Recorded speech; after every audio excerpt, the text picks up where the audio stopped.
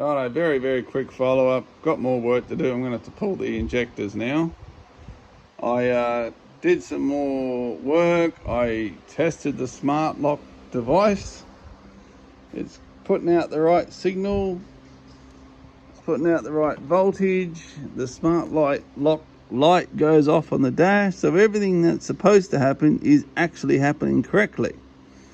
So I scratched my head a bit, and I still couldn't understand why I'm getting a good signal out to the injectors, but the injectors still appeared not to be firing. I couldn't hear them.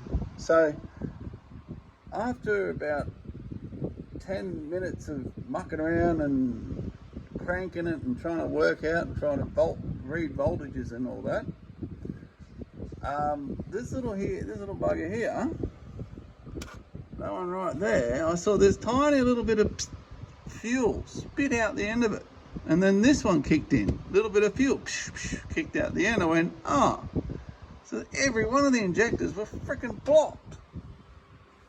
So from sitting around for all these years, all the injectors have all clogged up. So it looked like it wasn't actually getting a signal to the injectors. Because I had volts, I had 12 volts on the top of them.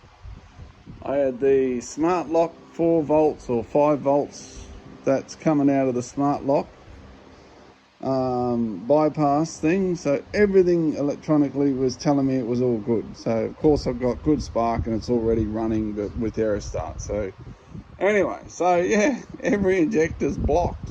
How about that? You wouldn't believe if you saw it. I wouldn't believe all 6 is blocked.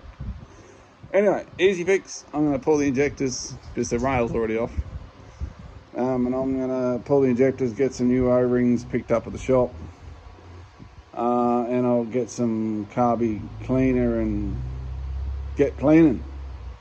Give them a flush out, see if I can get them all working nicely. And if not, I'm going to have to obviously buy new injectors. But I'm hoping I'm not going to have to do that. I don't know which ones they are, but I have to be very careful. Obviously, you don't want to change injector size. So anyway, there you go. So back in business. The bloody thing, even with those couple spurting a little bit of fuel, freaking thing nearly went. So yeah, it tells me she's definitely good to go. So only other thing, when I was running it yesterday, I did see a bit of weepage around the bottom of that bloody sump pan. So I'm hoping that's not a bloody sump pan leak. So I'm going to chuck some of that, whatever they call it, gasket sealant thing or engine leak fix stuff in the engine once it's going, and I'll see whether